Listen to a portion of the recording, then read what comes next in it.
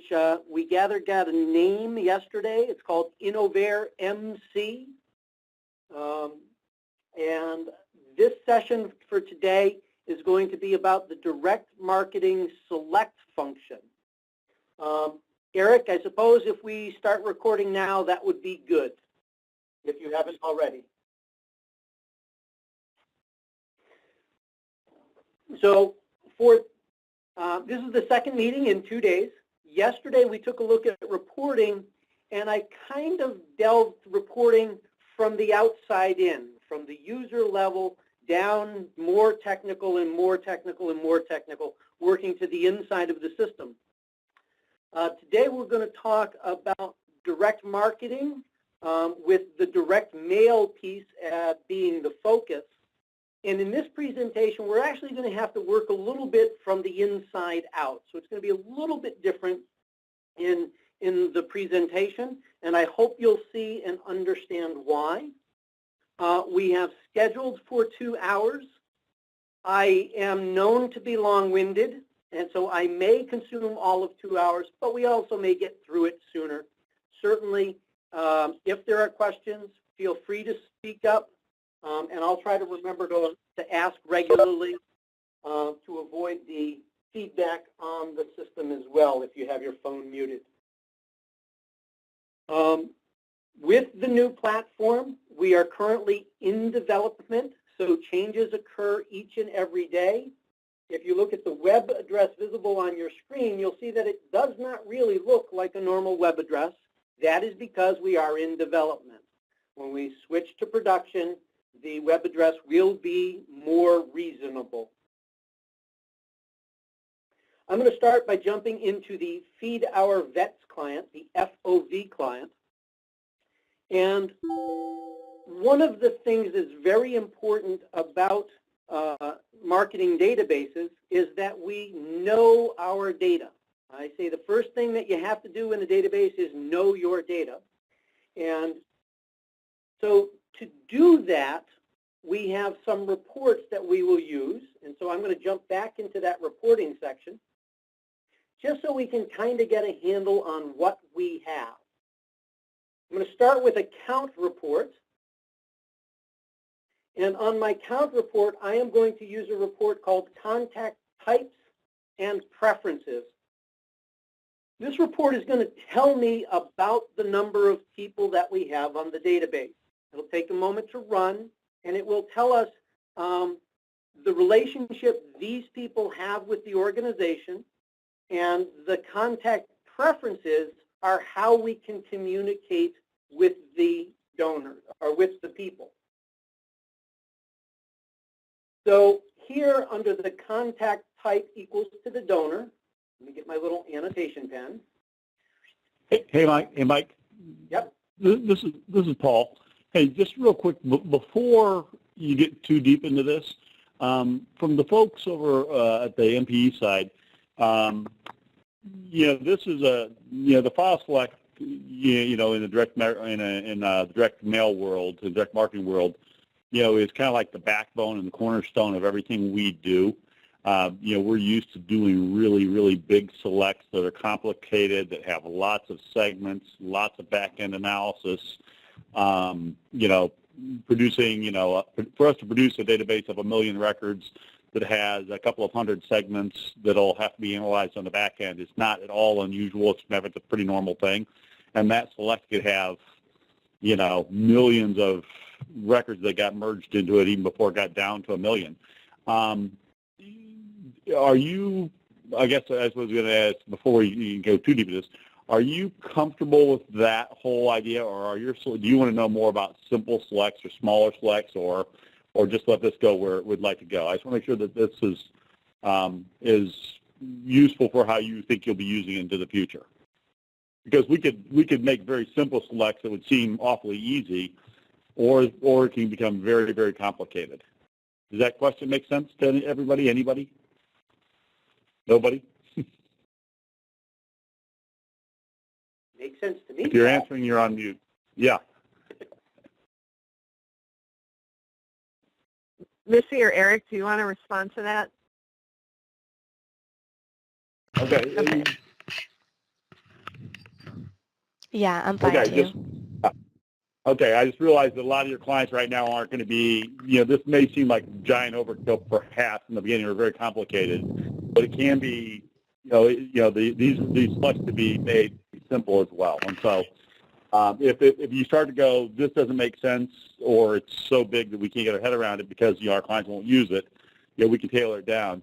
And then the second piece is, because of your relationship with us, if you have a client that asks for something really, really unusual, we're going to have a service bureau component to this where you can always pick up the phone and say, hey guys, build this select for us, and we do that. So I'm going to go back on mute. Thanks. Thank you, Paul, for the clarification. So here in this database, we have donors. Those are people with whom there is a relationship and who has given money in the past.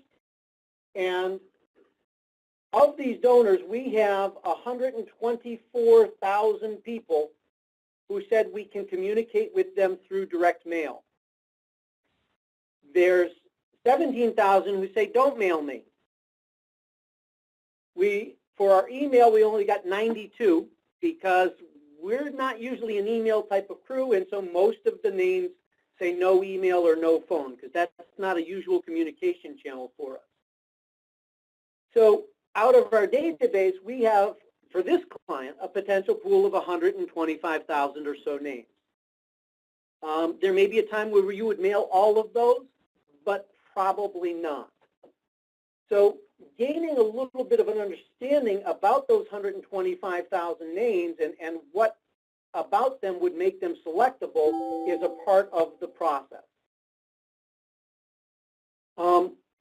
One of the things that we do with the contacts, the donors, is we measure the amount of time that has gone by since they've last had an activity with us.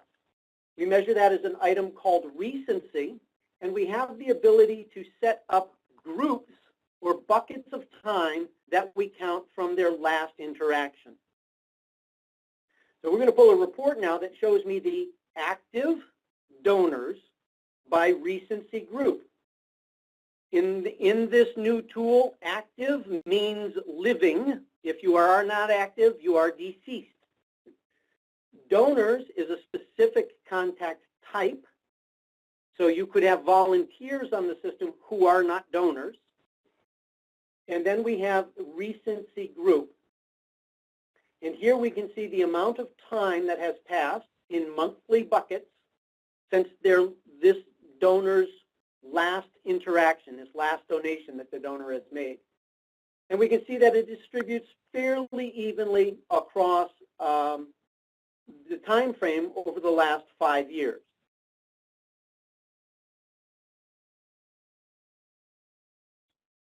The total active donors, I'm guessing that this is bigger than the earlier number because the do not mail people are included even though they're set as do not mail. So that would explain the discrepancy between the 142,000 on this page and the 125,000 on the other page. We also segregate donors by how frequently do they give. Have they given 1 gift, 3 gifts, 7 gifts? And we have that available for us as well. So we assign codes to these values, and we'll see that most of the donors on the database are 1 gift donors. We're always trying to turn our 1 gift donors into multiple gift donors. That's always a big goal for us. And then I'm sorry?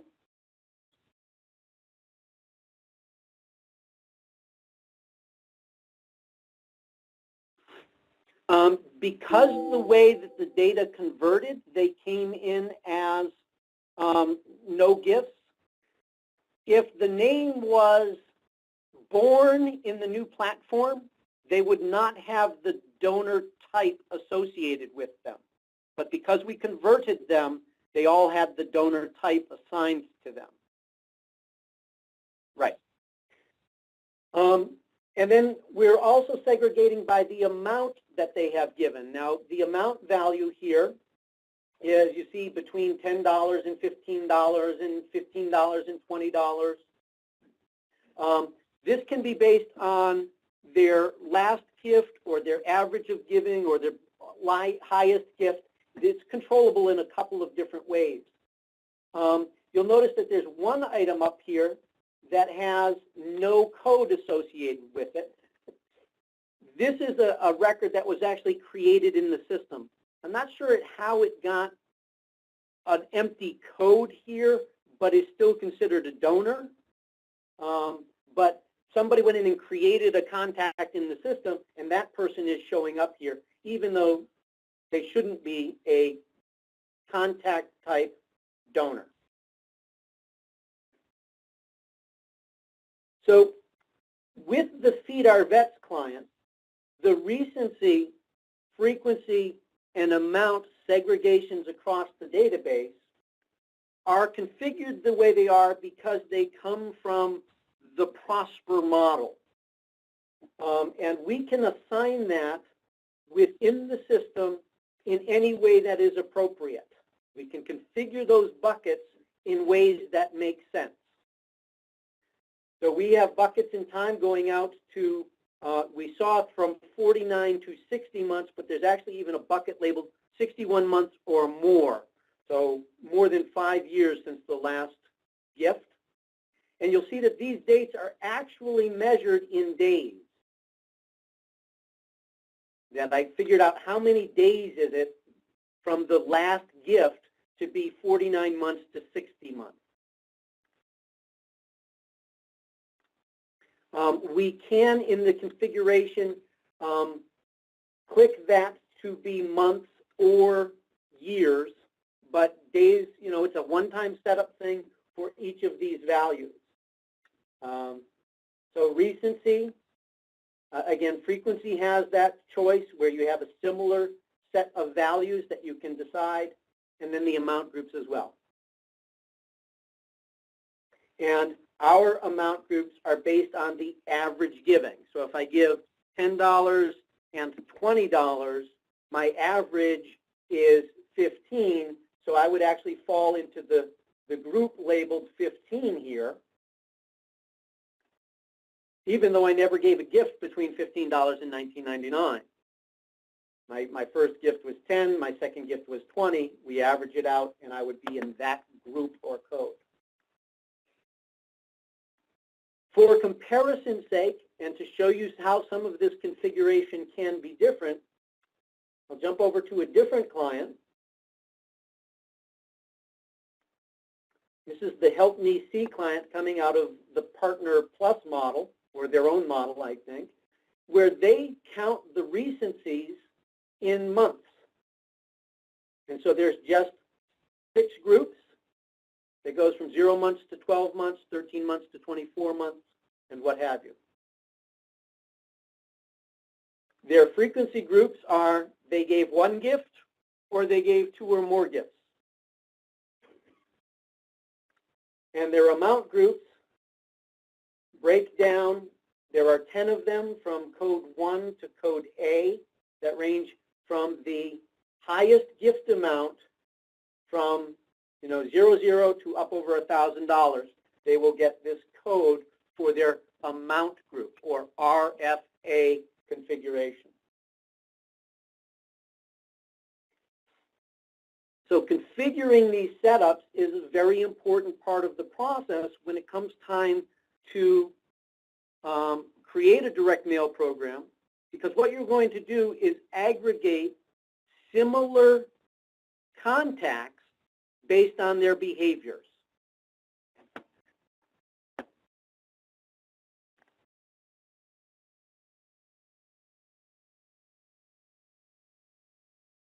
So keep those recency, frequency, and amount in mind. I want to talk about a couple of other pieces of, I'm going to start on these now. We're here, so part of building the direct marketing file is to construct an ask array or suggested gift amount table for each contact who's going to be included. We have a pretty powerful engine for creating an ask array. And for this client, we have 3 ask arrays configured.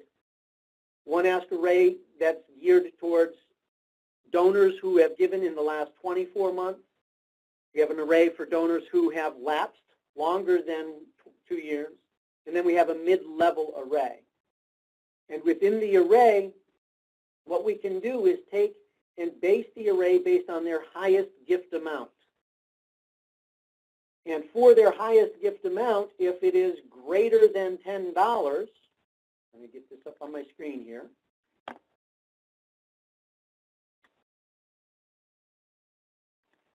We're going to take, if the highest gift amount is greater than $10, we're going to take that high amount, and in the first position of our suggested ask, we're going to multiply times 0.75. So if my highest gift was $40, the first ask position for me would be $30. If it's a weird number, we're going to round it up to the nearest $5. So we have quite a bit of flexibility into how to calculate the first position of the ask array. Our second ask array position is their highest amount times 1. And the third position is the highest amount times 1.5.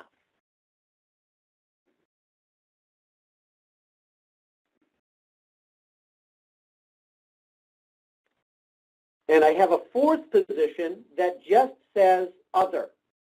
You fill in how much it's going to be. You tell us.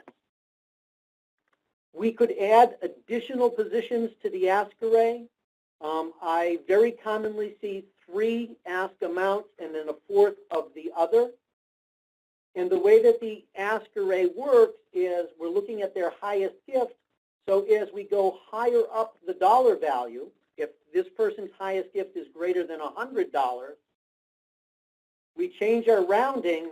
Instead of rounding up to the nearest 5, we round up to the nearest 10.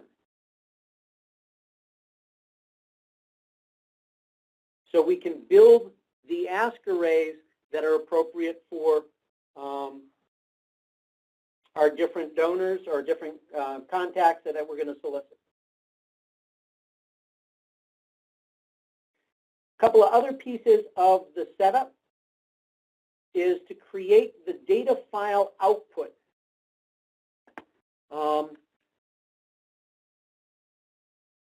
When we generate a mail file, we're going to have to give that mail file to somebody for production. And so we can indicate what we want to include on the data file. So here I have the postal code, the prefix name, the first name, the last name, the address lines, the formal salutation, the informal salutation, the donor's contact ID number. The TRAN code is the mailing code. It identifies the mailing and the portion of the mailing in which the contact is included. I've included in this particular output the last gift amount and the last gift date and the highest gift amount. Those are less common, but they're included in some of our client output files. And then a scan line. The scan line is a sequence of characters that is unique. It identifies the contact, the mail file. It can include the ask array amounts and some other unique identifiers to help us find the record associated with that contact's mailing piece.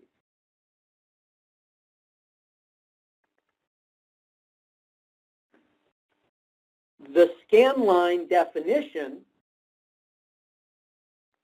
is configurable as well.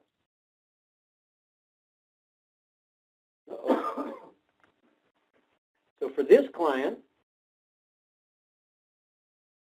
hello.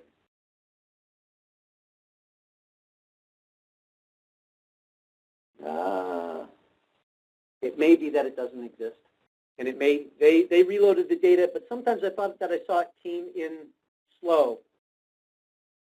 I'll switch back over to my other client.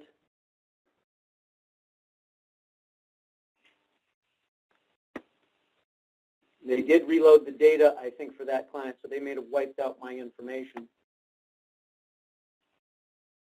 So for this client, we have the account number, the contact ID, which is 9 numbers, 9 numeric.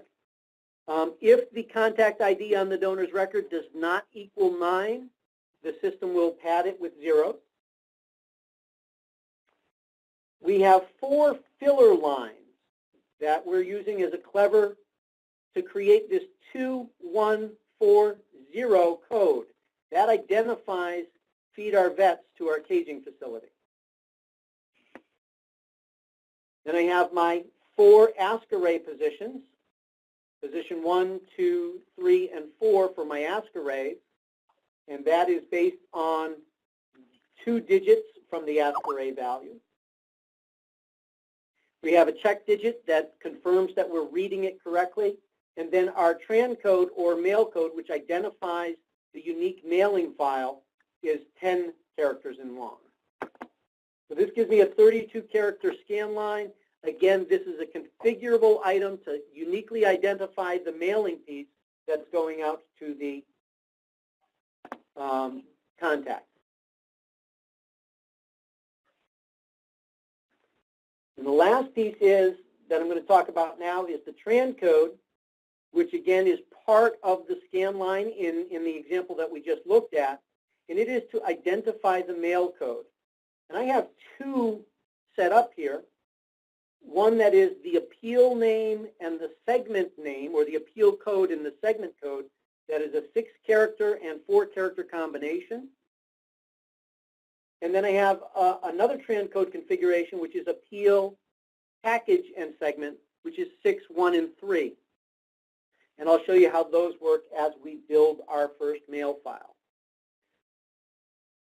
All of these setup items, or most of these setup items, are available in our reporting so that we can know what we have going in.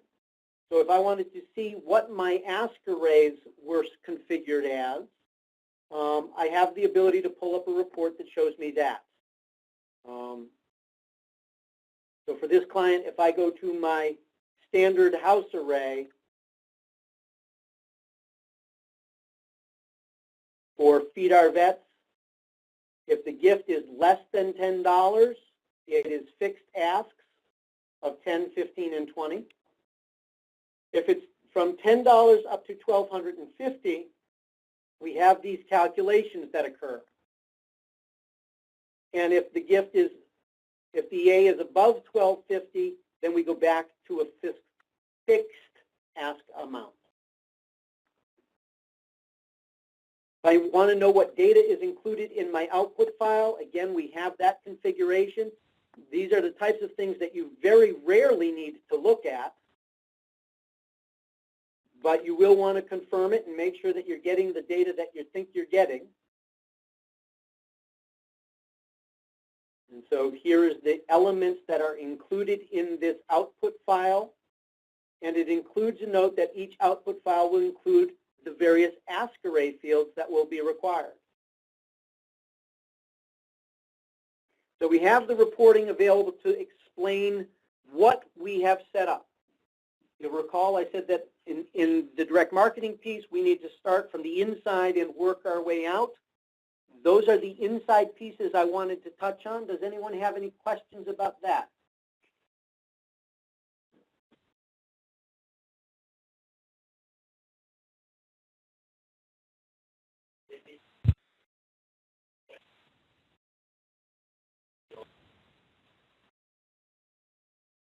Yes. Short answer is yes.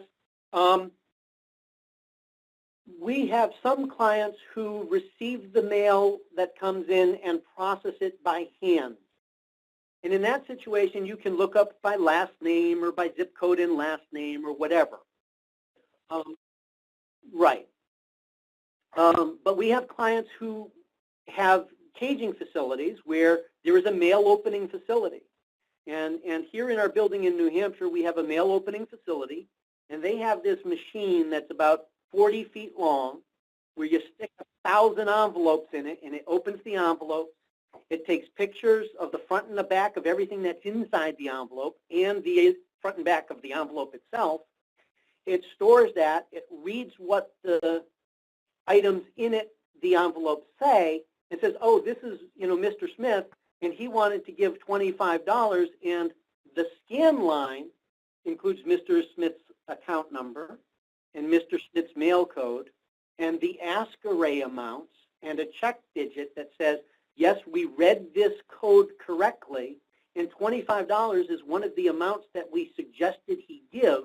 And if all that matches, the machine just says, there it is, it's done. We've confirmed this gift amount. And the machine can go through 1,000 envelopes in a minute. 5 minutes? Yeah, about 4 minutes. Mm-hmm. So the scan line assists in that high-speed processing.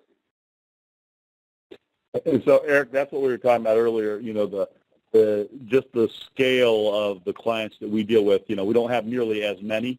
The ones that we have are, kind of big on the other side of the spectrum, where, it's not unusual, particularly during the peak seasons, for a client to get, 20, 30,000 donations in a day, every day. So, it's a little bit different than, a back office where there's a couple of folks opening envelopes and, looking up somebody's name and kind of, there's Paul Noonan for $10, add him in. And so this creates a database when you go through the process that will show everything that came in today, what appeals they went out on, how much money was retrieved, how much money by appeal, that type of thing, and then matches it back to the donor. And that allows them to, do performance analysis on all those different segments, and really keep the process moving well.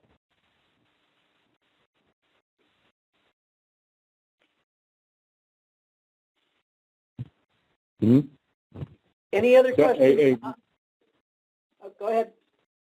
I was going to say, send Mike the video, that PRS video before, Eric the PRS video before tomorrow. That'd be kind of fun to see. You have a machine? Yeah, I will try and make note of that and get that to everybody. Yeah, just so you can kind of see the operation. And between those two extremes of opening the envelopes and having the high-speed scanner do 250 envelopes a minute, there are obviously degrees of how much hand processing goes on and what have you.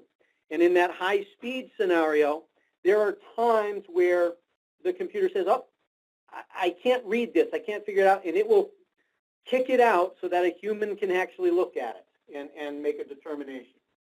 But could be. All right, so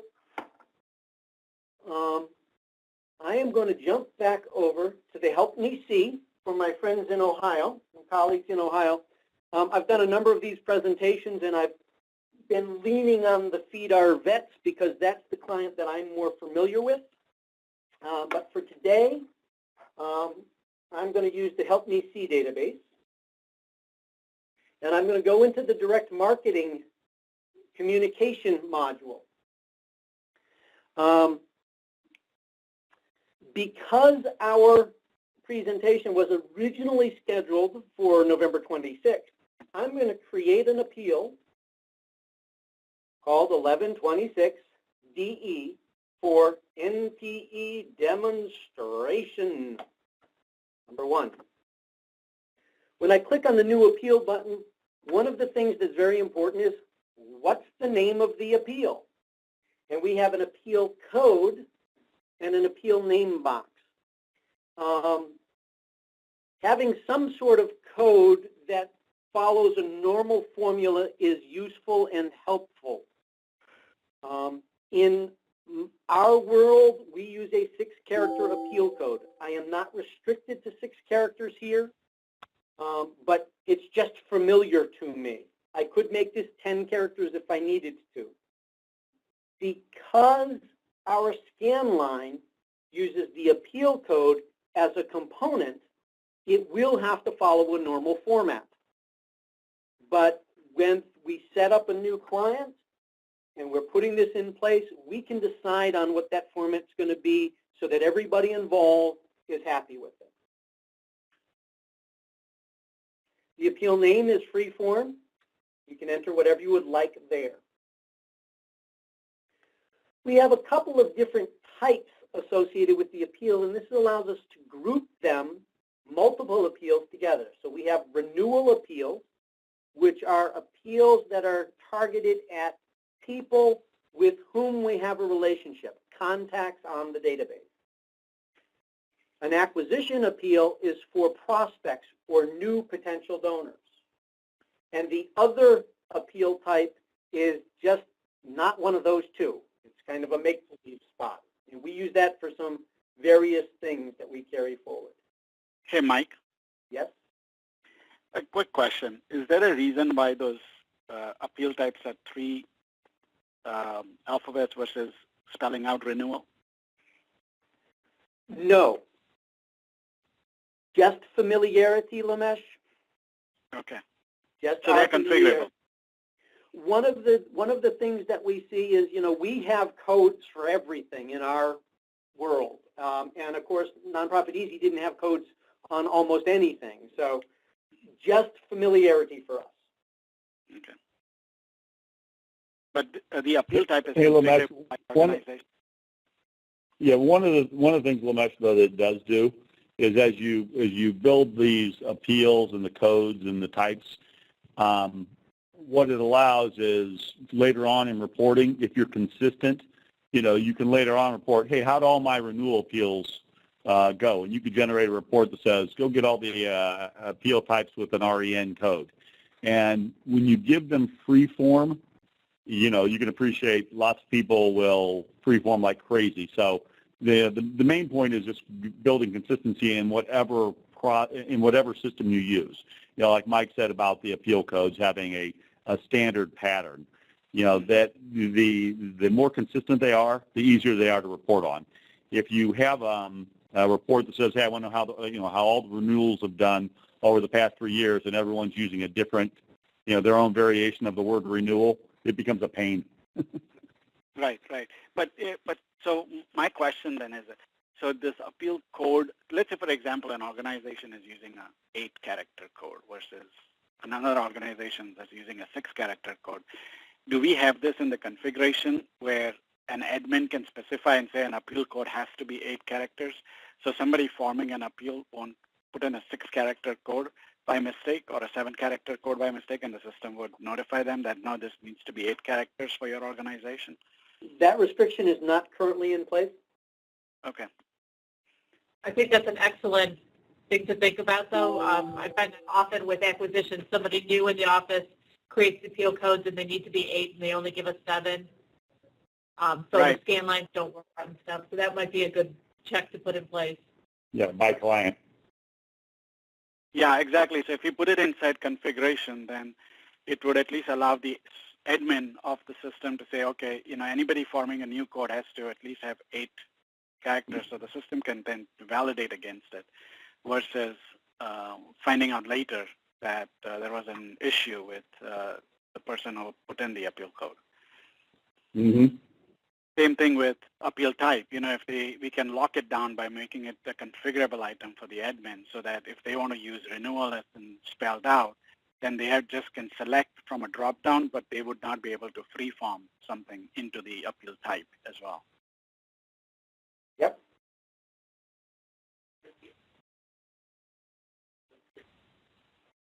Not doable.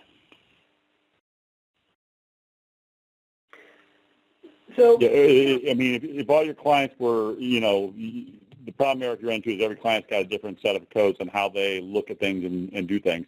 And then with our clients in particular, they've got 20 and 30 years of history that they're not going to go backwards and suddenly change for us. You know what I mean? Mm-hmm. Mm-hmm. Maybe, but it might. But I think it's a good idea for new clients when we're educating them.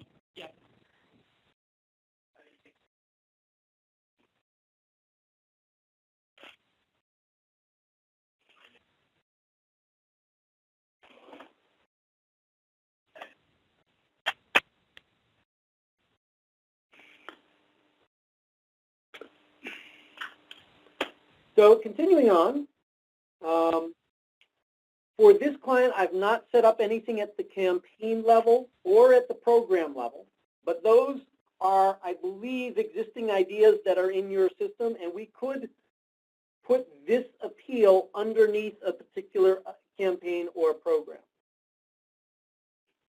I'm going to set my mail date equal to today, Tuesday, tomorrow.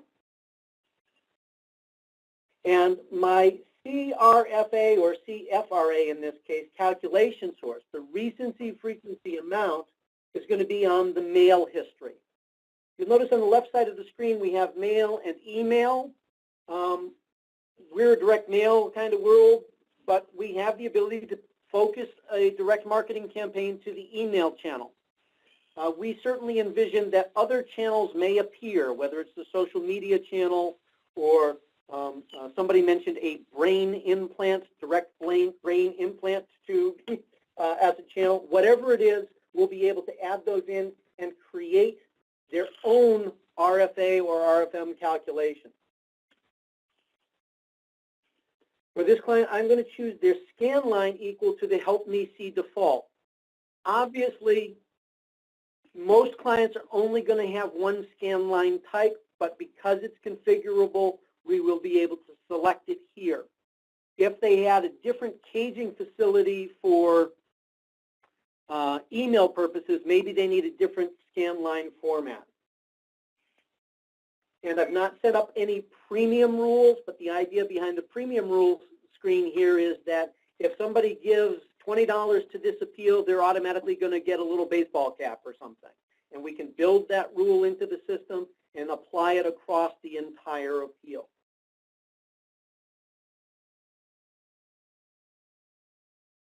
Yes. So this fills out the appeal header information. The next step is we save the appeal header information and we go to create our segments. The idea with segments is to group like quality contacts, like quality donors together. And we're going to want to do that in a couple of different ways, and I'll show you some of those here. But that way, when we send out the mail file and get responses back, we'll be able to compare, you know, apples against apples and oranges against oranges and rocket ships against rocket ships.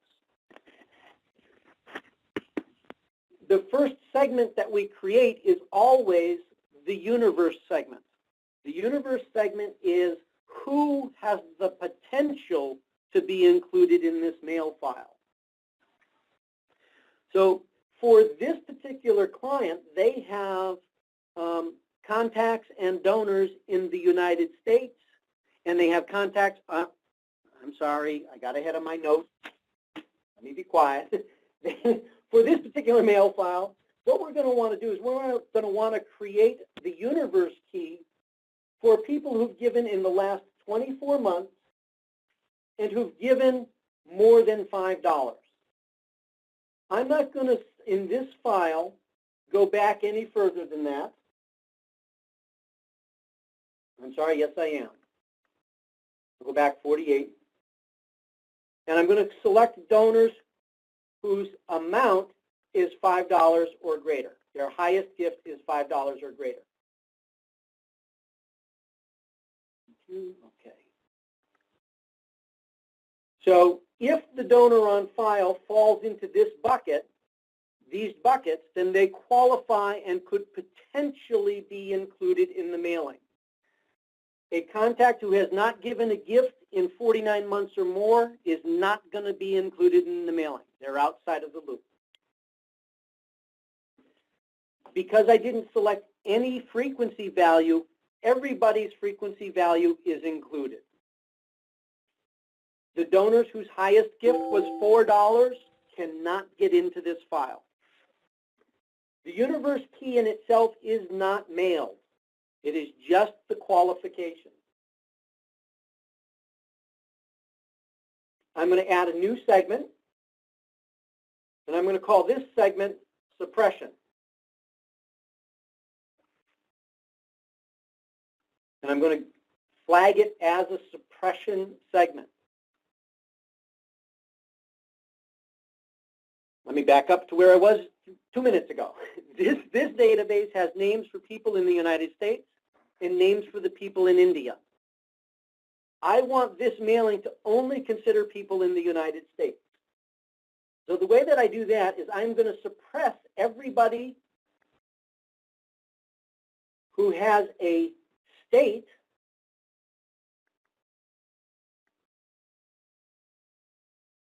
that is null or empty. The way that this client's configuration is set up at the moment, all of the India contacts, the city and state are actually in the city field. We have mentioned this to the client, and we'll address that. And we will add, I believe we've spoken to Nahir about adding country as an available choice on this list, so that if we have databases with multiple countries represented, we can segregate them in that way. For the moment, by suppressing those people whose state is null, all of the India people would be excluded.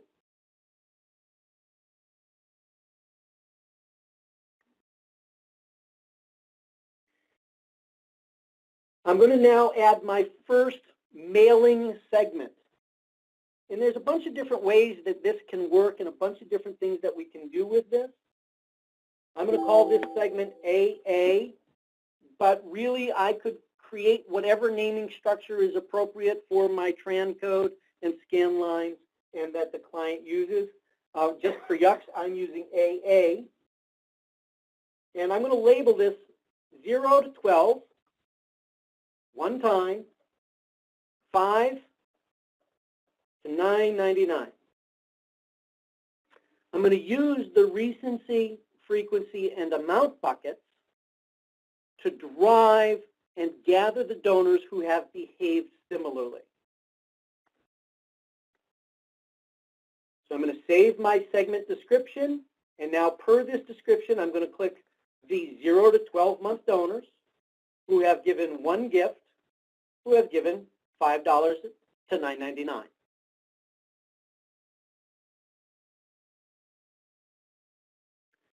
So there will be a good number of donors in that group, and in the past they've all behaved the same, and so this is going to give us an apples to apples comparison.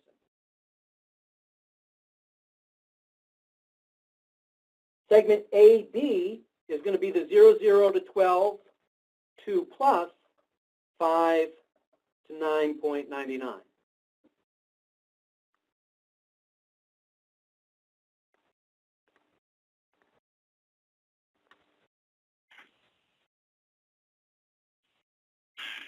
Going to add another segment. You'll see that I'm using code that uses a 2-character segment. Again, that's flexible.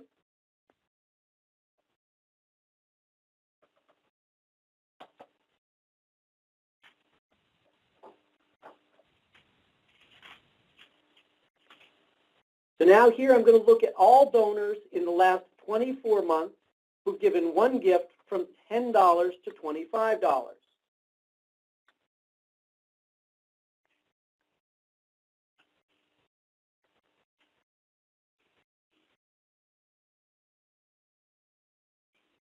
And that creates that segmentation.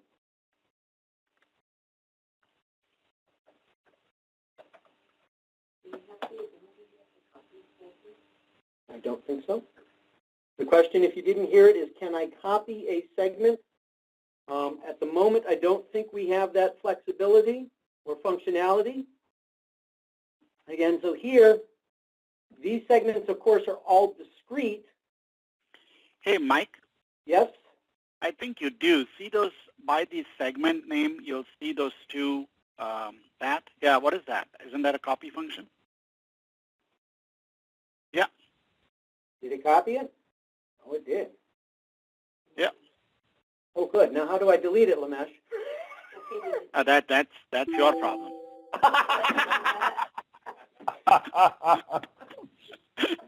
Fine kettle of soup you got me into. Oh, there, look, copy AA. Okay. Yeah. I'm not gonna do a copy AA. I'm gonna do a CA. We're gonna take that right out. And here we're going to go for C. I'm going to do my 13 to 24 month donors, 1X, and 25 plus.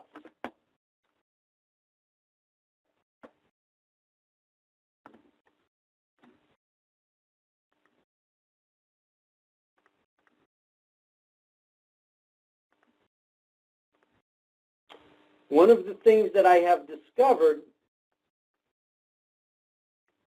let's see if that did it. DA, priority. I want to change that priority to 6. So, Mike, can you explain the priority to the team? So each segment creates its own query off of the database. In this instance, the way that I am creating these segments right now, they are mutually exclusive values. No individual contact can qualify for 0 to 12 months, 1 gift, 5 to 99, and qualify for 0 to 12 months, 2 or more gifts for $5.99. They are mutually exclusive. You are in either one or the other. But you could create a segment that has the potential to overlap with another segment. And in that instance, the contact on the database should only fit into one of the segments in the final mail file. And the way that if I qualify in more than one segment, the lowest priority number would be the segment into which I fall. In this case, again, I'm creating discrete segments. There's not really any priority that's necessary on this, but in other cases there could be. And in fact, I think I'll get to a segment at the end where we will see that. The structure with which I am building this appeal, with the more recent donors, with the lower dollar values, moving to the more distant donors in time to higher dollar values, is a very common occurrence.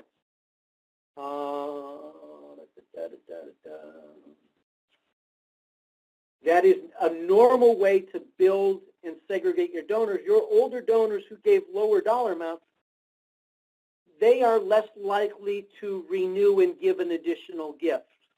And if they do, you may have to spend a lot of money to get them to send in $5.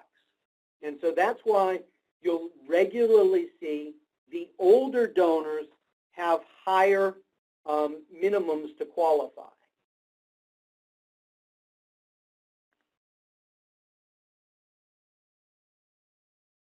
So here, 13 to 24, 2 or more gifts, $25 plus, if I could type.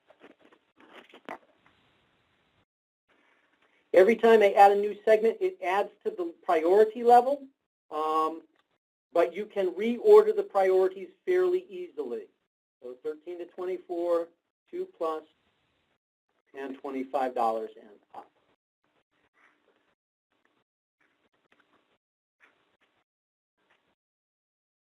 And I'm going to create one more segment.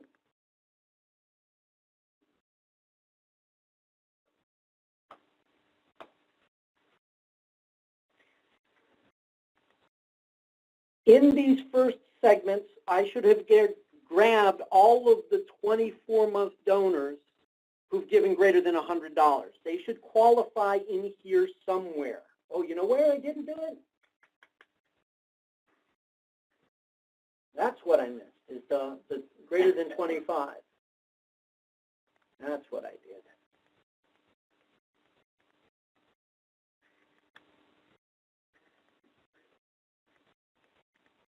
I ran this appeal the other day, and I wondered how I populated that segment with the 24-month key. And that explains it. So segment DD, did I create it yet? No. Okay.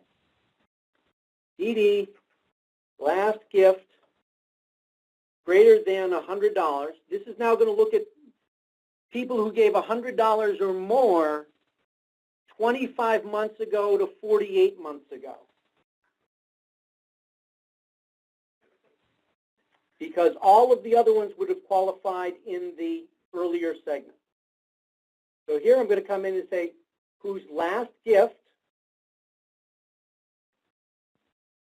greater than or equal to $100.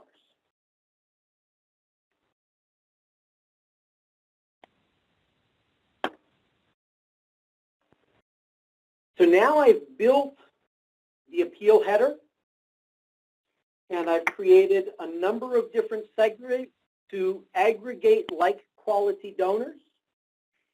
And I think I'm just about ready to tell the system to go find me the donors who are going to qualify. Before I do that, and I will do it by clicking this select button here at the top of the screen, I want to review and make sure that I built what I think I built.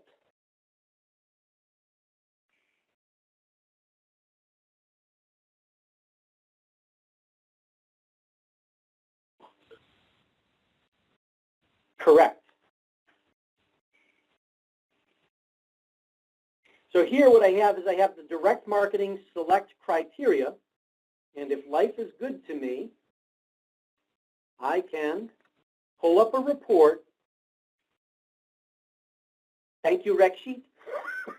That says, okay, this is Appeal 1126DE. It is our NPE Demonstration 1. It is scheduled to mail tomorrow. It was built by yours truly. And it tells me the definitions for my universe key. In order to qualify for this mailing, your recency must be 0 to 12 up to 48 months, and your amount must be from $5 and above. Suppressing those people whose state is null or empty. So if the way the database is configured right now, India donors, they're out. And then I described my segments as 0 to 12, 1X, 599, and boy, that's exactly what I built. I've described 0 to 12, 2 plus, 599, that's exactly what I built. Now here in the BA group, I actually had made an error in my notes here. I said 10 to 25, but that left out the people greater than 25 in the last year, so I went back in and edited it here just at the last minute, where I include all the way up to $1,000 plus givers. And I'm looking at the most recent 2 years on the database. And so this is my QC report that lets me be sure that what I built is what I thought I built. And I can confirm that before I go any further. Right now, go ahead. Right now, the selected on is empty. I've not yet selected this appeal, so I'm going to do that right now. 1126DE.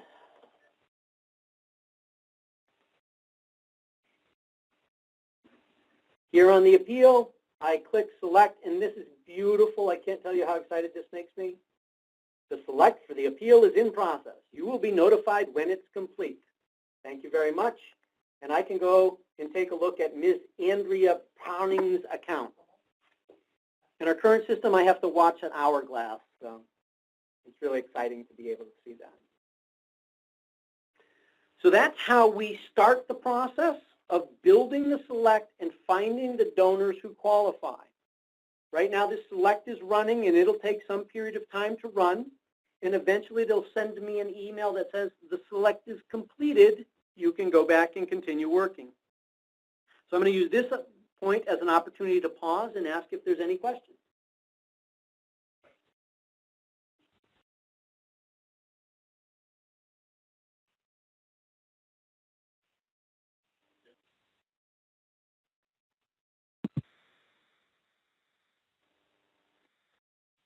The universe key should not be included in the output file.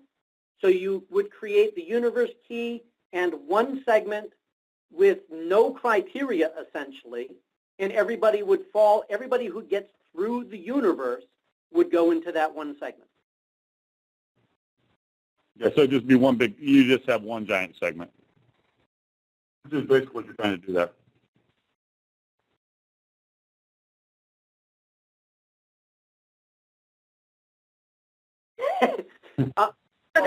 Our way, we'll teach them.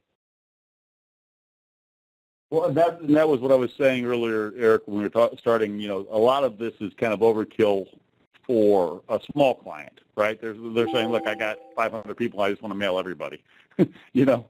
And so your universal key would have everybody, and your one segment would be, you know, everybody who's got a last name. Go. Well, on the opposite side of that, then what if you wanted to get really specific, people who were mailed previous campaign A, B, and C, but not F?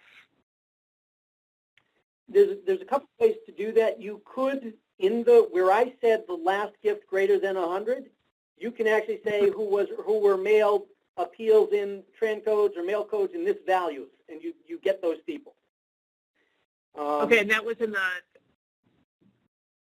which screen was that in?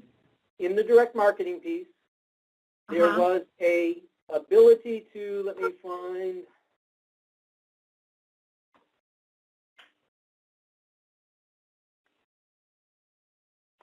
in the drop So you can down look at area, it as basic opportunities that they've had, plus what maybe they've responded to.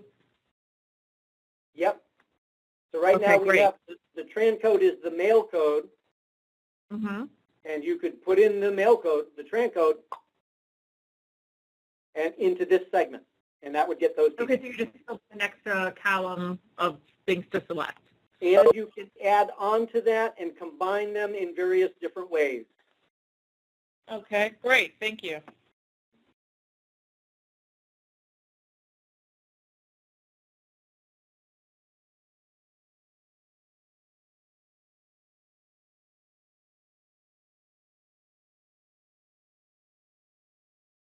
I don't understand what you were asking for. Yeah.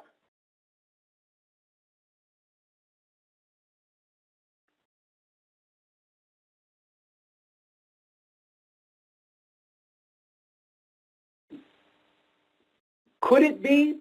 Probably.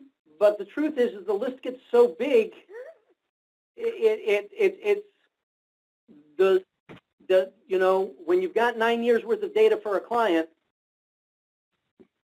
yeah.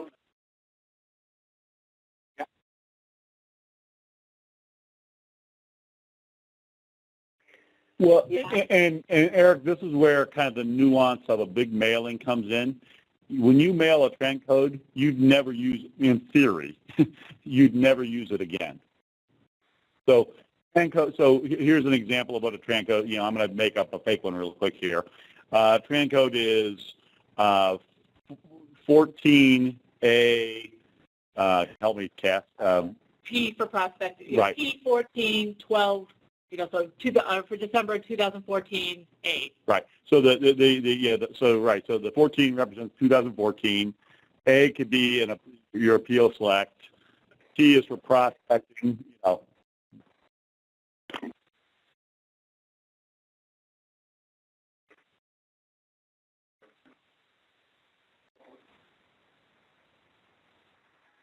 Mm-hmm.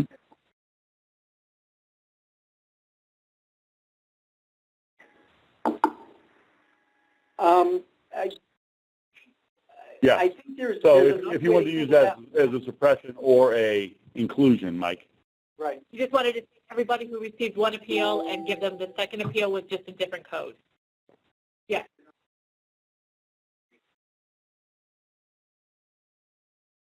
I think that's where that copy over function would come into play. No? Mm-hmm. Oh, you have to have the alpha function. The exact people, not the criteria. Right. Sorry.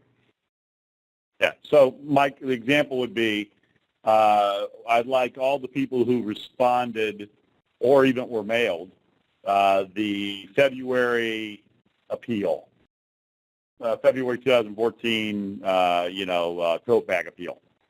And I'd like to use those people as as part of my criteria for remailing. Yep. So you could copy it.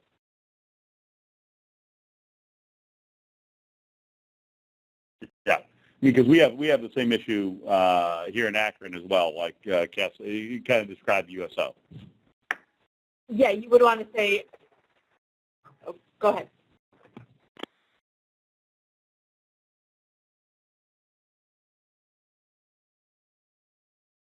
Yeah, so there's two ways of thinking about that. It's either you take all the people that you actually mailed, which you would pull from, the table of people who were mailed, or you would use the same exact criteria again, which how people fall in and out of those buckets would slightly change, but you had the same criteria. So it's kind of like you'd have to decide which way you wanted to do the appeal, and then, but it looks like this is you could easily pull either of those scenarios.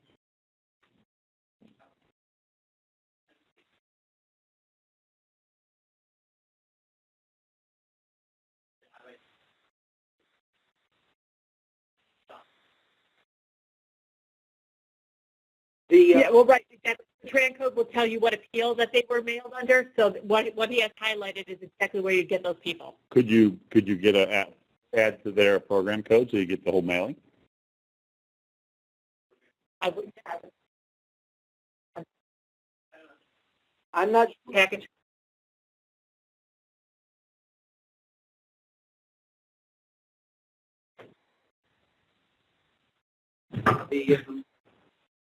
The ability to create a follow-up mailing, which is the exact same people in the exact same group, to send them a mailing 3 weeks later, say, hey, knucklehead, I sent you a thing, you haven't responded, please respond. I think we have that, to be honest with you. I've not even tried to create one yet in the new system, but I know we've talked about that, where it's a follow-up. It mails a month later as a gentle reminder, is the polite way to put it. And I think we may have something in place to do that. With the TRAN code, again, these things, we learn to live and breathe by them. So, yeah, it's right now the appeal code is going to have to be unique, and the TRAN code is going to have to be unique. We may need to add in a value here for appeal code or appeal name, and that may be possible. That's kind of what I was thinking, Mike, is, so much of this select system is geared towards pretty big and complex selects. We should allow some things for the groups that are just, they're never going to be that sophisticated in their selects. It's just not going to be part of their fundraising makeup. And well, Tom, I think you mentioned that, Paul. Let me show you something else we got here. Less or more? This is the Advanced Search tab. And the Advanced Search tab is really pretty clever, because you can find from the Advanced Search tab, you could say, hey, I want to search for everybody whose last gift date is greater than or equal to 1/1/14. If I put a slash in there, that would probably even be a real date. Hang on, let me get back there. So go into the database and find me. Let me find this again. Search for anybody whose, where is it, last gift date is greater than or equal to, let me try this again, 1/1/14.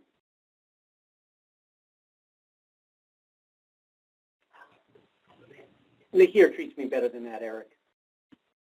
Yeah.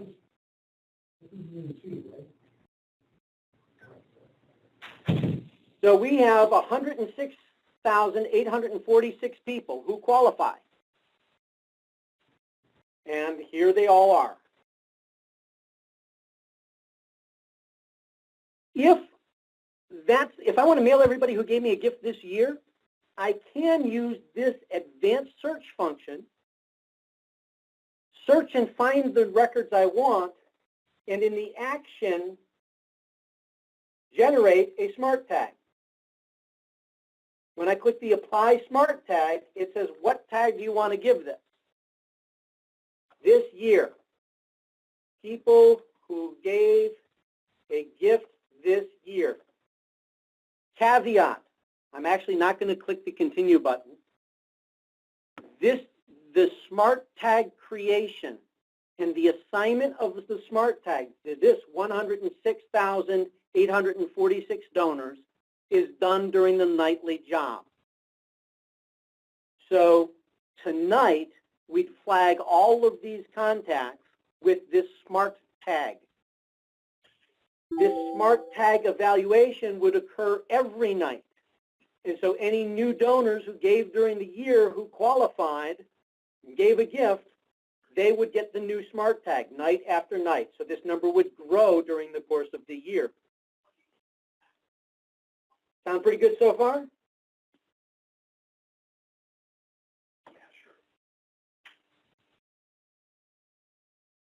When we go in to build a segment, my smart tags are right here. So I can say, send me everybody who is tagged with a DM5. Those are people who have donated more than 5. I don't know if that's more than 5 times or more than $5. I don't know what it is, but that's the smart tag in the system, and it grabs everybody. I don't need any other criteria. I love smart tags. They're brilliant. We'll be able to use them for a bunch of those types of configurations. These are my best people that I want, and maybe I want to pull them out of the pool of the muddled masses, and I want to treat them extra special. And so by creating a smart tag and creating the search engine for that correctly, we can use the smart tag to gather those people. And much like the scenario that I think you're describing, I can just create one segment with a smart tag, and I'm done. Make sense? I love them. I think it's clever, and I think it's going to be really, really powerful.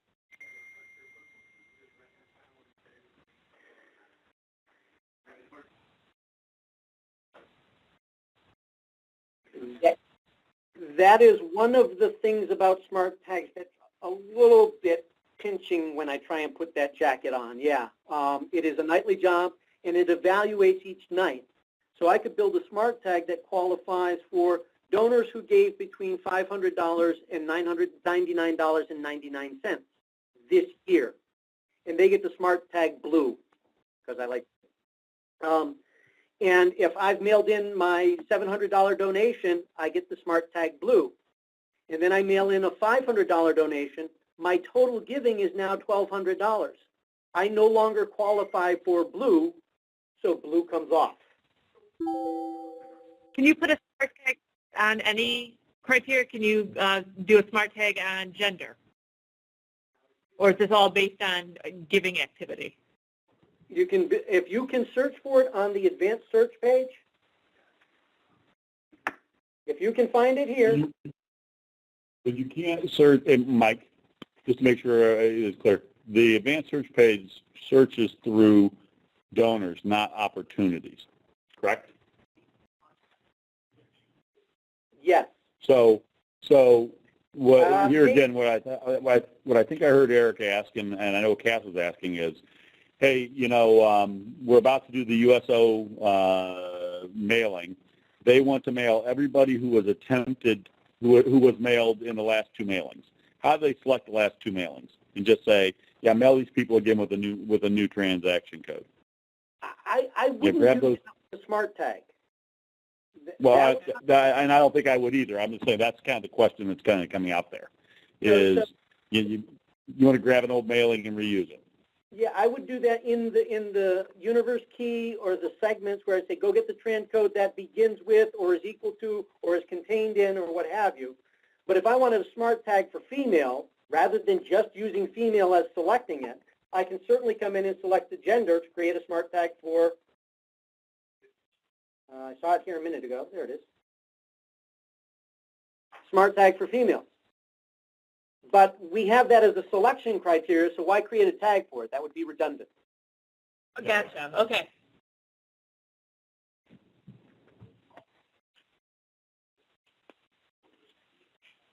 So I think with the planned giving group, you might want to use smart tags. With maybe some of the smaller databases that are out there, you could actually use the smart tags to grab at people in a way rather than using RFA. So I hope that helps, and that will be, again, I think they're really slick, and I think they're going to be really powerful. Time passes. An email shows up, says your select is complete. Now, time hasn't passed for us, but I was very clever, and the other day I built Appeal 1126DG, which has been built exactly the same way I built the other one. It has been selected, and this is what happens when I come back into it. The status has been selected, and now I have my segments, and my segments are populated with qualifying donors and qualifying contacts. And so I have those pieces of information available for me. The next step in the process is to create the mailing package itself. We have aggregated the contacts into similar behavior groups, and now I'm going to mail them. And for this case, I'm going to create a volume package.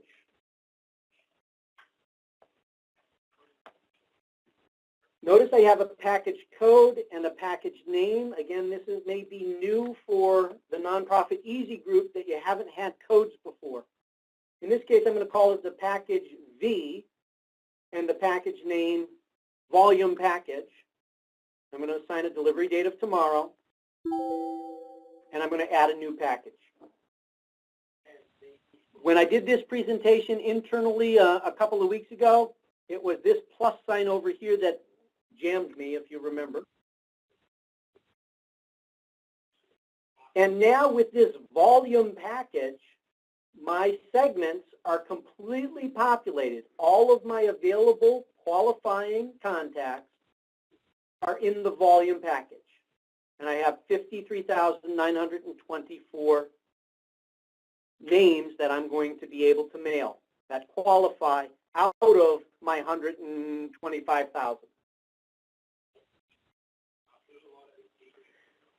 Now, if you wanted to take all those, I'm sorry. What? If you wanted to take those segments and do a 50-50 split on each of those to test packages, at what point would you do that? Right now. Okay. Sorry. Test package. What a great idea. So glad you thought of that. I'm going to click the plus sign. It adds my, hello. There it is. Oh, I added it twice. I get anxious. I'm going to edit one of them. QRSTU.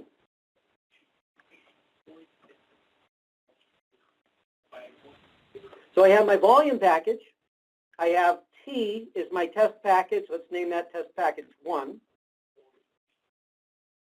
And I have my test package 2, which I got because I'm a happy clicker. Now you'll notice that all of the available contacts are populated in the V package.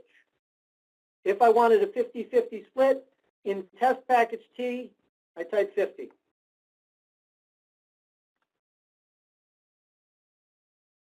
I type 50 in my volume package, and now they're equally distributed.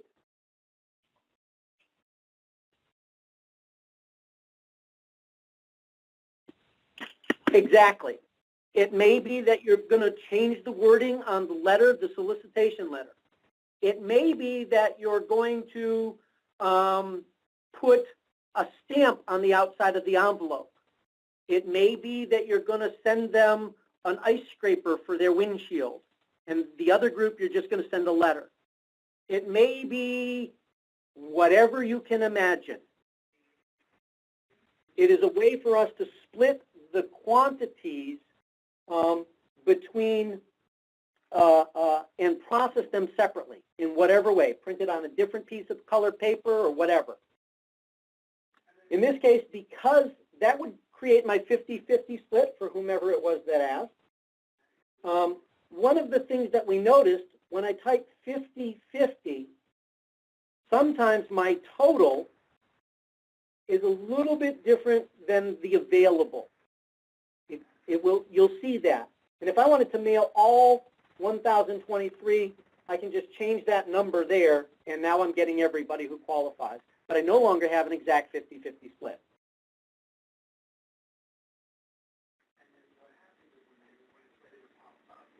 One of the things that, I'm sorry, what was that?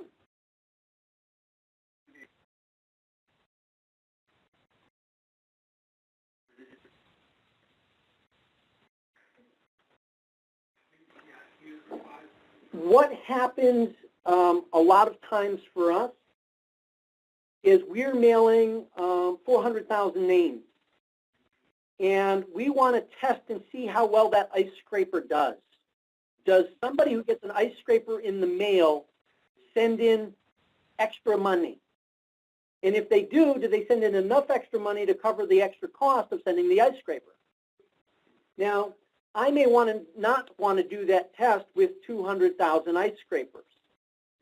Instead, maybe what I want to do is say, well, let me take 10% of the file and compare just 10% of the file and see how that ice scraper does with a smaller sample. I still want it to be a statistically significant size, but I don't want to spend a ton of money for ice scrapers if half the country doesn't know what an ice scraper is, whatever the result is. So I can create a smaller test and be able to do that. And then next year,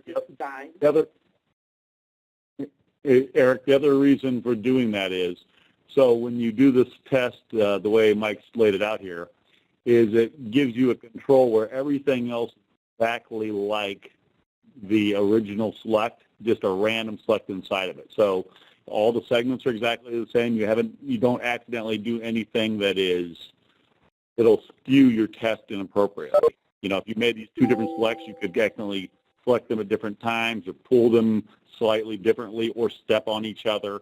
This way you make sure you don't step on the other records. It's pulling a random select from inside of the bigger group. So, it gives it a more of a true test feature to it.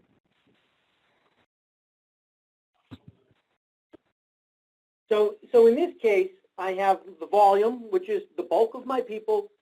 Won't you please support our cause, help us out? And I've got two test packages. And maybe one of them is going to get an ice scraper and one of them is going to get a pair of mittens. And we're going to see which does better.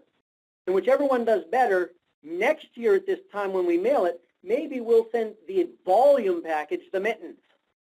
And that will increase the potential for them responding. And we're not guessing that a pair of mittens will cause them to give greater, but we know because we've tested it and we have the evidence to support that.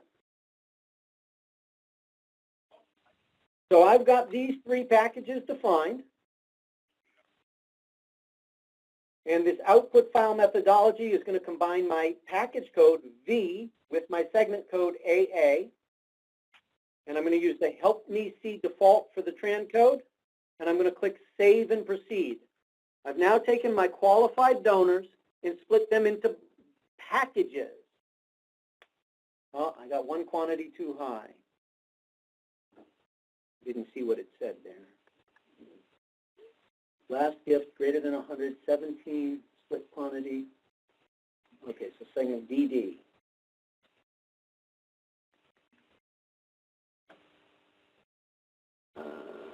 We need 6-8. There we go. I had assigned more people into this segment than who actually qualified. Can't do that. Can't mail more people than you have.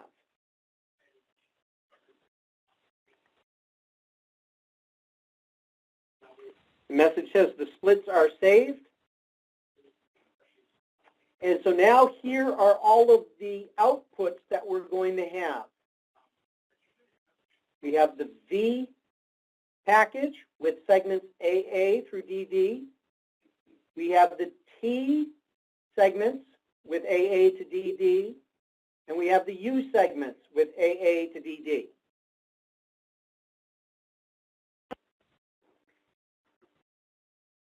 I am going to assign decoys. I'll do that after. Let me do this first. I'm going to select all of the V, as in Victor, all the V segments. I'm going to put them in the volume output with our 0 to 24 month donors and English.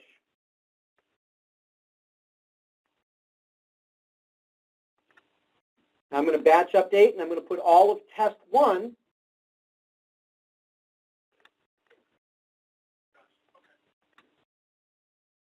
into the test output 1 with the 0 to 24 month, and I'm going to save them.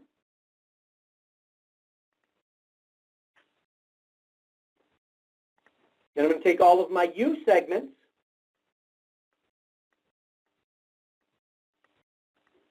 and I'm going to put those into the output file, test 2. With this group, I'm going to give them a different ask array. Instead of using the 0 to 24 month donors, I'm going to give the mid-level ask array. And again, I'm still based on the United States. I will mention here the tags.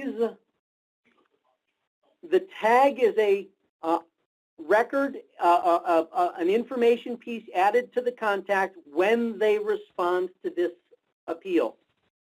So anybody who responds to this, we could create a new tag for them and call it mittens.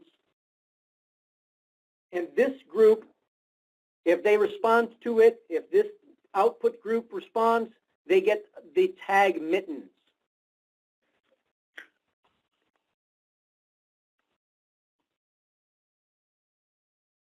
The last thing I want to do is assign the decoys. These are company associates who want to get the file as a QC process. They're not intended to be donors, but we want to include them so they can see the package. They can see when it arrives and what have you. So I'm going to put that on the AA segments, and I'm going to add the IDMI seed group. And that's somebody from IDMI is going to be in that segment. And they're also going to get the TAA segment. And they're going to get the UAA segment. The seed group is kind of a quality control group at the nonprofit agency or at Nonprofit Easy. They're going to get a copy of the mailing.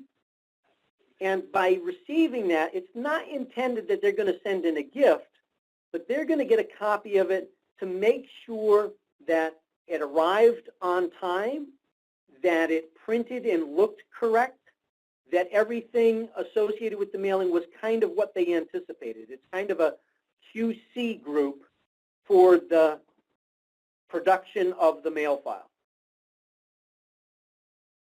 And generally, they're assigned to the various packages that might be received. So in this case, if we have just a solicitation letter, and then we have an ice scraper letter, and then we have a pair of mittens for our 2 tests, the seeds would get all 3 of those. And maybe the ice scraper, because it's bulky, takes longer time to arrive, and so everybody else gets it on the first week of December, but the ice scraper doesn't show up until mid-December. And that's kind of the QC check that would be involved with that. Does that make sense? Yes.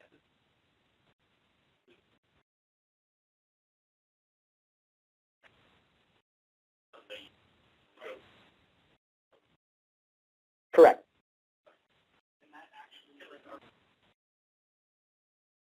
Yep. So let us recap where we've been and what we've done. We started with looking at how we're going to aggregate and segregate the contacts on the database. As the database grows to hundreds of thousands and millions of contacts, we want to be able to pool them together. We talked about doing that with the RFA, or recency frequency amount, in the configuration area. That becomes a very powerful tool to group like quality donors together for mail files. We came out and we built our appeal header. What is our appeal code and appeal name, and what campaign does it belong to, and when do we anticipate it mailing? And then we went in and we built our segmentation. We said group these people together because they have behaved similarly in the past. In this example, we grouped by recency frequency amount. But I could have built a segment based on the state of Massachusetts. I could have built a segment that says recency frequency amount and gender equals female. I could have built segments based on they must have been mailed this earlier campaign. Many different ways to configure the segmentation itself, but the idea is you're going to want to be able to report on those variations in the future. We have to be thinking long term with that. The select runs. Once the select is completed, the system sends an email, says, okay, go in and build your packages. And in our packages, what we did is we split out the qualifying donors to receive separate mail packages. You don't need to create splits. Everybody can go into one package and just get the summer mailing. But we use packages and splits to create test files. And that's going to be very, very like quality donors because it is a subset of what qualified through our segment. We then can create our output files. Again, here, before I do anything, I want to make sure I've got what I think I've got. So save, just to make sure I saved everything. I'm going to go into my default reports.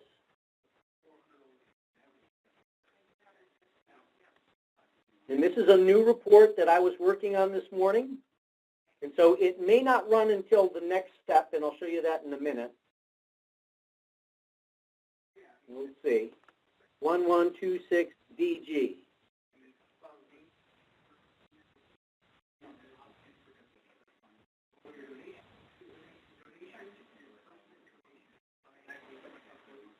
So this is how I've set up my splits at the moment, or this is a report that would show us how we set up my splits. I have test package 1, and in this test package 1, I have this package and segment, which is these type of donors, 0 to 12, 1X, 5 to 999. And for each segment in this test package, I've got the description listed. And right now, this is showing the total count, not the split count. This is a new view for us, and I've sent the note to RecSheet that we need this at the split level, not the full segment level. But now I can see how my packages are split out. It's going to show me how many people are qualified in each package and segment combination. I've also asked RecSheet to include for us which segments include the seeds or decoys. And that says, okay, that's what I think I built. That's the item I think I built, and so let's go with that. It looks good to me, so I come back in here and go to 1126DG. For those of you who are paying attention, you'll know that this is demonstration file number 3. I wonder if that means anything. So from my output, I now click my QC button. The QC process for this appeal is underway. You'll be notified when it's complete. I can go back to my donors and see what's going on in their world. I can continue doing business. The system is processing what the system is processing. When the process is complete, it sends an email out to us. The email has a link right back into the file.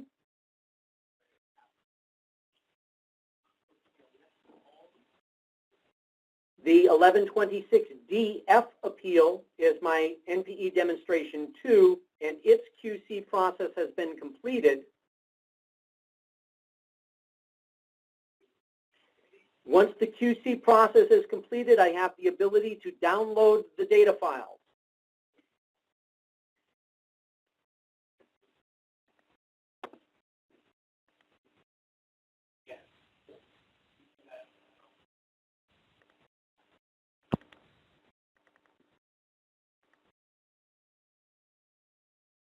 And watching files open is just about as much fun as watching toast.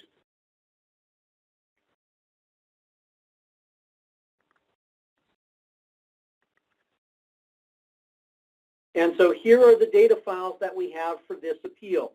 And DF is pretty similar to what I did in DE and DG.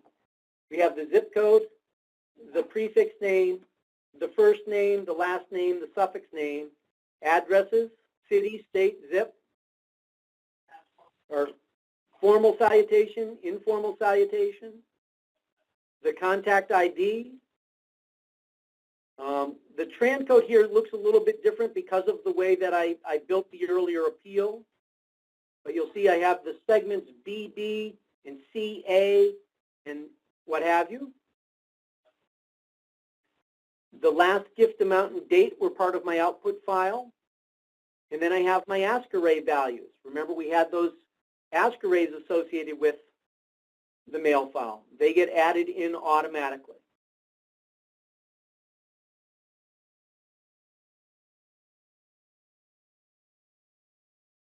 And so in this case, we scroll down to the bottom here. This file has 39,000 records in it. And the last record is Sarah Rowland at 490 White Pond Drive. And if I scroll over, you'll notice that there's some data missing.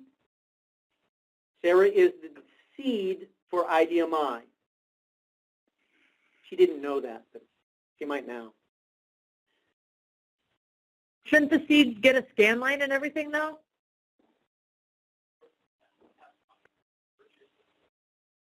The Or a seeds are transfer or never anything? intended to give a gift. So Right. scan lines are about adding, about being able to find the mailing record and record a gift to it. So should they get it? Shouldn't they get it? I Well, don't the only know. thing is, if somebody from Help Me See is on here, they're going to want to see that we built the scan line correctly. Yeah, I was going to say you could use that as a QC tool.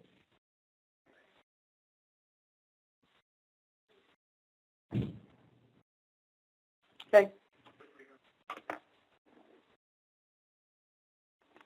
Now, when the select is complete and the QC is complete, also there is the sample files, which is, I think, 5 or 10 random files from each package. I don't normally even pay any attention to them. I look at the data itself. But we do have the sample files.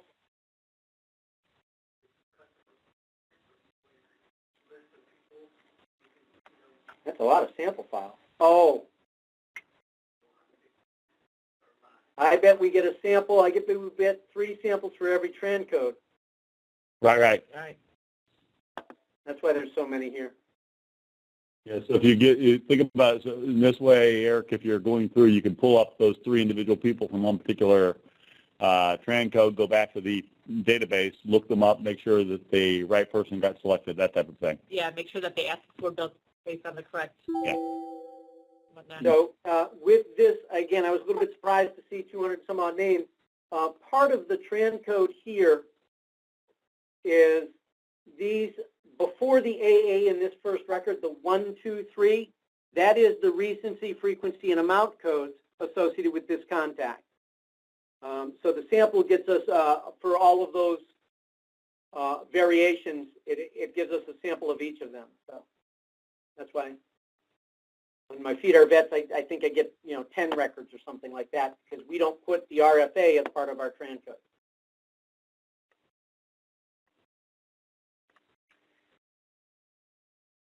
Once we're satisfied with the data that we have, we can forward the data files to the print shop and print facility, and then we click the Output Approved button.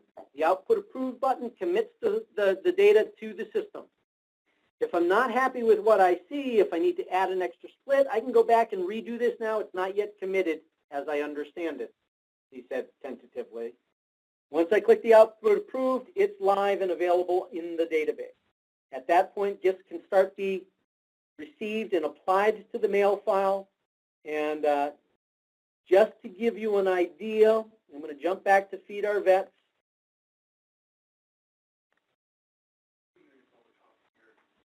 And I want to show you two direct marketing reports. The first report is going to be an appeal that had segments and packages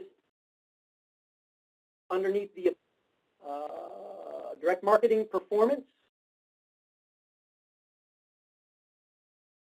And for this client, the appeal that we're going to take a look at is 1405 FD. This mailing went out in May of this year, and it had 4 packages associated with it. We had the volume package, all occasion cards. Then we created 2 tests. DA76 was a card design test. DA75 was called the matching envelopes test. And we often create a control that measures the same quantity of people as in our test. So we have our all occasion cards control. So as I look at the segments that were available, we pulled the tests and the control from the same segments. And just a quick eyeball allows me to see that the matching envelope test had the best response percentage. Reply percentage of 14.3, a full percentage point higher, percentage and a half higher than the other groups. The average gift was also greater. So that matching envelope test can give us a hint as, hey, how much did the matching envelopes cost us? Does it make sense to do that again in the future? And instead of going to 5,000 people, what would happen if we sent that out to all 22,000 people who are in our volume key?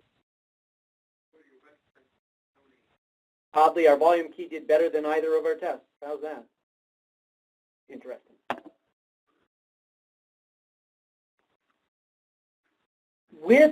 Let me go dig a little bit deeper. You saw just codes on that report.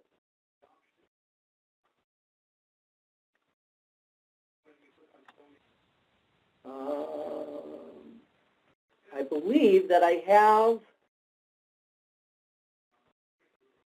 a long description here.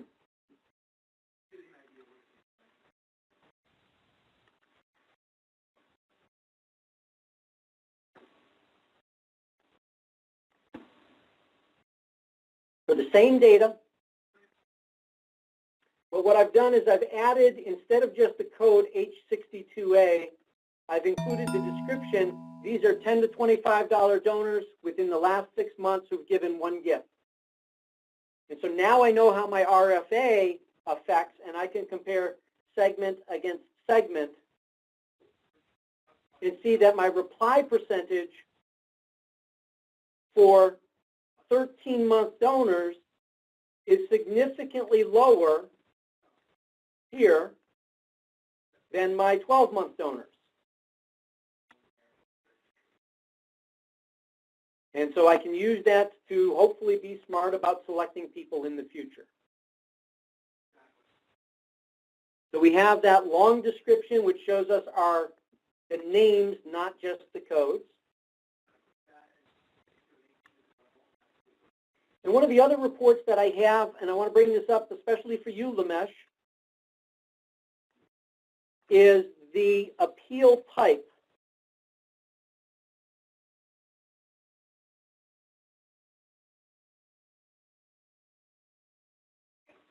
Oddly, this is looking at the description rather than the code REN. So I have to type in renewal appeal, and I'm going to look for all my renewal appeals from this year.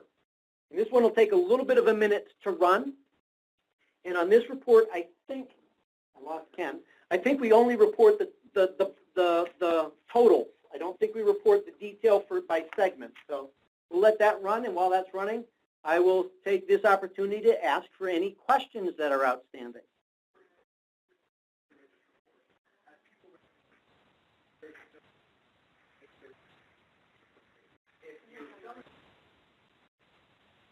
Okay.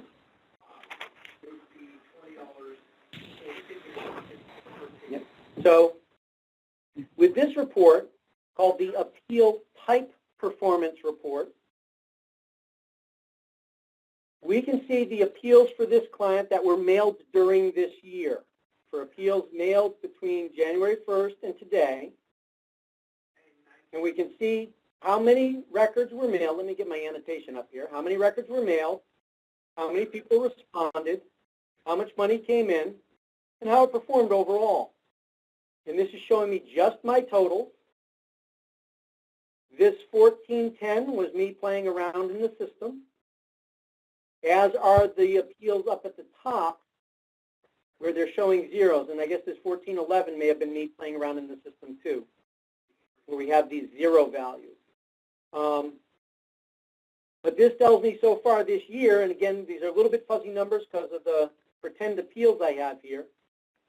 This client mailed 539,000 pieces of mail. They received 43,000 responses. They've raised $722,000 at a cost of $320,000. So they've raised almost $400,000 to apply to their mission. And so that's looking at just the renewal appeals. It's not looking at the acquisition or other appeals. And that's a way where we would group appeals together, much like we'd be able to do with other types of money as well in the system.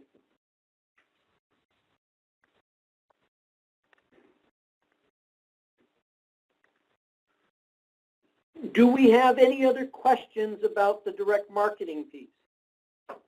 I do, Mike. So once you've committed an appeal and you output it and everything, does it automatically do all the back-end stuff, add to the TRAN code opportunity, create the PEPS file if needed? Hope so. Fingers crossed. Great. Yes, that's what should be going on. Just for yucks, let me jump in. Some of the back-end stuff comes later. Once we click the output approved, yes, it populates. It's all live in the database. But there are other things that need to be done. Here on this client with 14, how the heck did I get into 1203? I don't know. Okay, I'm in appeal 1203. Currently, there's no thank you letter assigned for this. So when I output approve, I now have the ability to assign what thank you letter do the respondents to this mailing get.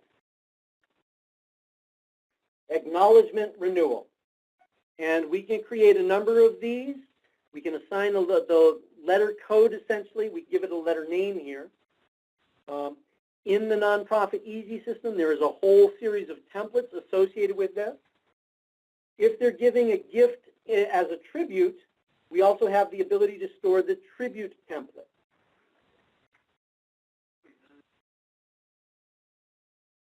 Correct.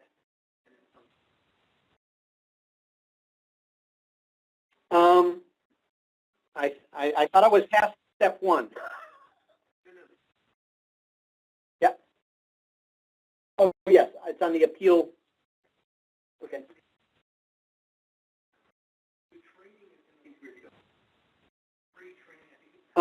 There will be many times when you come back to this screen, and why did this end up living here? I have been more focused on function. that I need to be able to assign it. And I've trusted Nahir and Deval and the folks in India as to where it belongs. In addition to assigning what thank you letter this is going to qualify for and what tribute letter this is going to qualify for, we also have the ability to record the costs that it takes to mail this. Now, the costs often don't come in until much later. Long after the appeal is mailed, gifts are coming in, and then you get the invoice from your vendor who printed it, and you get the invoice from the post office. And so, depending on the client configuration, we can see for this appeal, in the direct mail, we have a total of $23,000 in cost. This is where I add that information as well. For this client, we have 8 cost buckets: labor, material, postage, creative, freight, data, miscellaneous, and list costs. And depending on what my invoice is, in this case 97132, we're entering the total amount of material, the total amount of postage, the total amount of the miscellaneous cost. Once I save that, when I generate my report, not only do I show how many people I mailed and how much money they sent in as gifts, but I now have the cost associated with the mail file divided by the number of people who were mailed, so we know at the segment level how much everything cost, at the package level how much everything cost, and we can figure out, did we make any money or did we not raise any money? Hopefully the former, not the latter. In my 1405 FD example,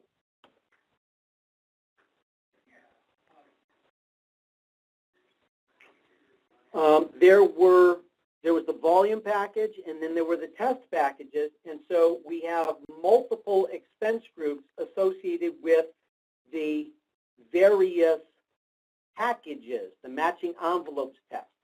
It had different costs associated with it than the all-occasion cards, and so they have to be treated separately, and that's why we end up with multiple expense groups listed here. And again, that all reflects back accurately to the reporting that we do.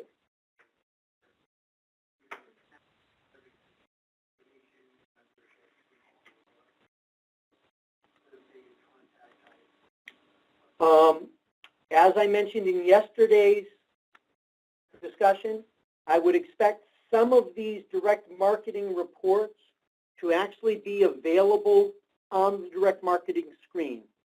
Rakshit is working on that for us so that when I'm right there entering the cost values, I'll be able to say, click me the performance report for this so that we will know how we've done so far and what have you.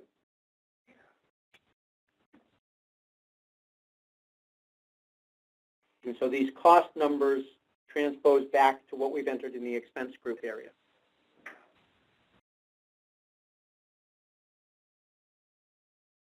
Any other questions concerning the direct marketing piece?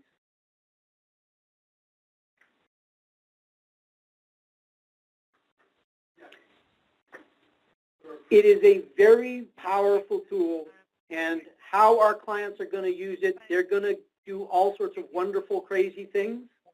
But I'm pretty happy with what we got here. I think it's going to be really powerful and really useful.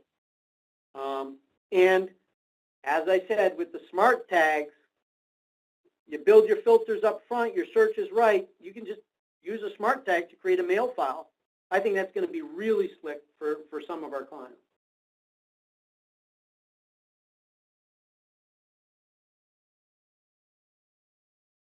I have nothing else. Man. If there's no other questions, we can call it a meeting. Great. Thanks, Mike. Thank you, very, everybody. very helpful. No worries, man. That's what we're here for. Have a good day, everybody. Bye-bye.